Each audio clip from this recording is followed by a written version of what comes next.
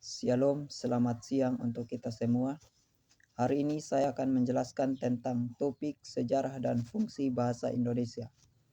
Berdasarkan keputusan Kongres Bahasa Indonesia II di Medan, bahasa Indonesia berasal dari bahasa Melayu yang digunakan sejak abad ke-7 Masehi, sejak zaman Kerajaan Sriwijaya.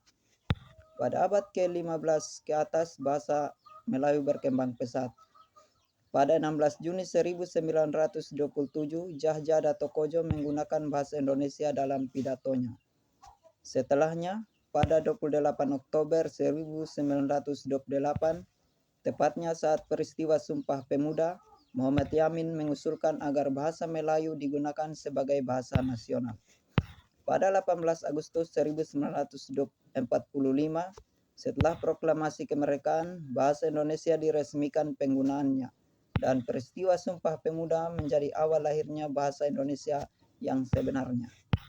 Fungsi bahasa Indonesia dibagi atas dua, yaitu yang pertama, fungsi secara umum, dan yang kedua, fungsi secara khusus. Fungsi secara umum yaitu yang pertama sebagai alat komunikasi, yang kedua sebagai alat untuk mengungkapkan perasaan, yang ketiga sebagai alat interaksi, yang keempat sebagai alat kontrol sosial. Fungsi secara khusus yaitu yang pertama, mewujudkan seni sastra, yang kedua mempelajari bahasa-bahasa kuno. Itu saja yang dapat saya sampaikan. Atas perhatiannya saya ucapkan terima kasih.